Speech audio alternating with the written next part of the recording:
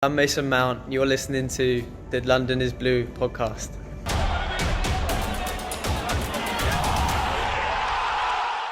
Let's kind of talk about that first. So the tactics, I think the real question here, Nick, is did Lampard get the tactics for the match right before we get into talking about injuries and officiating and some of those minor moments? But, after the first few minutes, we felt really good. Pulisic scores early. We're moving the ball. We are, slotting it past. Great ball by Martinez, who has been fantastic as the deputy to Leno. But then the game really shifted. Arteta kind of gave them a little bit of a scent and said, hey, you actually can go out and beat these guys. And everything seemed to change. So what's your thoughts on just, did we get the tactics right for this match? Yeah, I mean, it's difficult to look back and try and Monday morning quarterback this, right? But, I think just given the three matches that we played against them this year, and you look back at what was successful and what wasn't successful, probably not. I think obviously, we mentioned at the top the injuries and, previous injuries before this match kind of tied Lampard's hands in terms of what was going to be available to even select as a starting lineup. But I think as you watch the game go on, a couple of things really stuck out at me, Naz. First thing is that it doesn't really matter if you have wing backs if they're playing like they're forwards. So you're leaving a ton of space down the channels. And I think Arsenal did a really good job of exploiting that space. And the second thing is, for an entire match, you can't just bypass your midfield in hopes of hitting, kind of long balls on the counter. Like, both teams tried it all game. It was ridiculous, actually, that the midfields had no say in this cup final. But I think where I was coming in at kind of halftime, if I was looking for an adjustment, is I think I would have taken Rudiger off or Christensen or one of the center backs. I would have brought on a Barkley or a Callum Hudson-Odoi and moved Mount into midfield and tried to regain passing angles again, because they simply weren't there. I mean, you've seen Chelsea play really good football out of a back three this year, really crisp passing angles, a lot of good movement. None of that was there yesterday. And for some reason, to me, Naz, Arsenal were able to press us hard all game, and we were not able to do anything remotely close to them. So a lot of factors. Yeah, Arsenal's pressing was a huge problem for Chelsea. I was looking at the stats, and all of the centre backs were giving away possession way too easily. That's Aspilicueta, Rudiger, Zuma. It's not a technical issue, and I think you're right. I think maybe the passing angles weren't there. Maybe the midfielders weren't moving into the spaces right, or the wing backs. But certainly they would have modelled Chelsea's system and would have sort of looked. And I know that before the match that the defensive shape was everything Arsenal worked on. They barely worked on attack. They just worked on defence. And part of the defence was that front-footed pressing. And Chelsea did the same to Arsenal. And both teams hurt each other incredibly with their pressing game. But the thing is, once Chelsea's pressing was bypassed, then Arsenal could do way more damage because their forwards are quicker. Once they do, and they did look to the long balls more than Chelsea did, and maybe that would have been a way out for Chelsea, but they just don't really do that. And I think that when Chelsea look for long balls, they look for Giroud and they look for him to hold it up and bring in Mount. And Mount's always buzzing around him, and then Pulisic might go long because he's quicker. But they rarely look to Pulisic's pace, and maybe that's something they could have used a little bit more. The way that Aubameyang was used is the way that Pulisic could be used. And it was a very similar, sort of cagey sort of match, very interesting tactical outcomes in the beginning before the match was maybe changed by injuries and refereeing decisions, but it was kind of like that's kind of the features of the match that I saw. And the problem with Giroud in the match as well, Giroud didn't have anywhere near as much of an effect on the game as he has done in recent weeks, and that was because actually, surprisingly, Luiz played him really well, and Luiz is not physically strong. I mean, he's quite sort of skinny and lean, but he just got around him in the right way. And I guess it was a bit of, two defenders kind of sandwiching Giroud, realising that, when you've seen Chelsea play in this system, they look to Giroud all the time. If they can't find an easy ball, it's straight up to Giroud, and he's great at winning those knockdowns and stuff. But it didn't work against Arsenal, so the attack was weaker from that point of view. I think Arsenal maybe just edged the way they could break out of the press on Chelsea. And, you're right. The midfields were bypassed, and Jorginho and Kovacic really didn't have that impact on the game, but neither did Arsenal. So we're really talking about defence and attack here.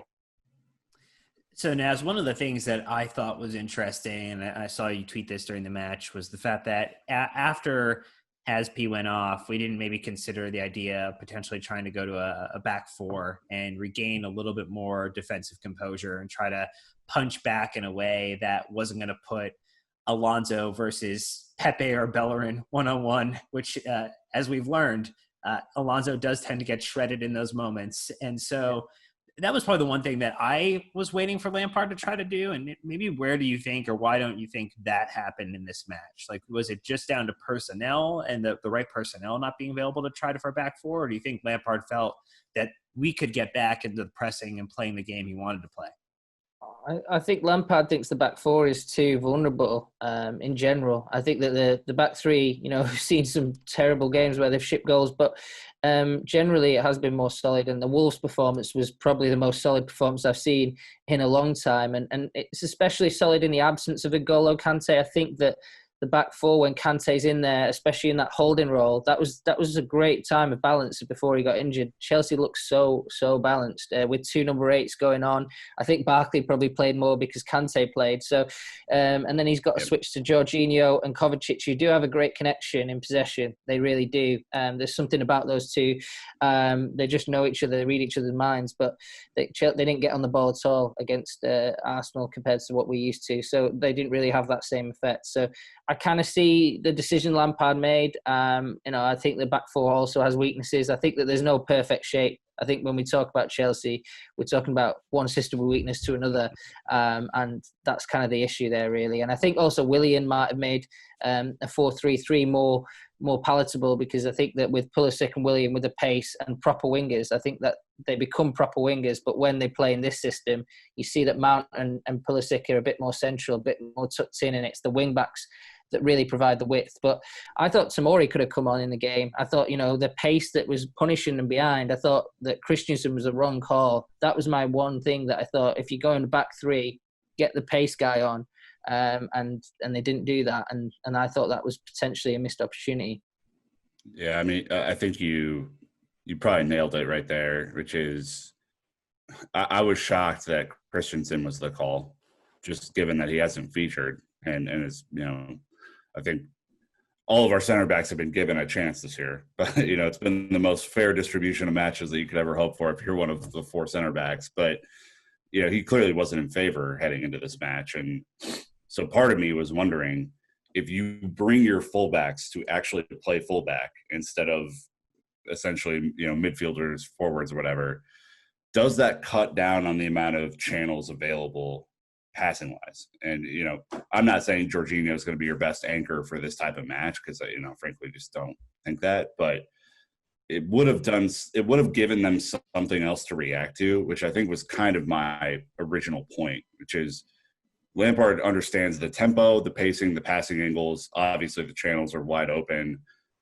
There wasn't really a change made. He didn't really do anything to affect it besides bring on different personnel who were kind of coming into the match cold. So I think if I had a criticism, I think that's on Lampard to figure out. And the frustrating thing is he's done that already. He did it in the first half against Arsenal away at the Emirates. Like, he saw the thing, he made the change. We all lauded him for it because it was the right thing to do.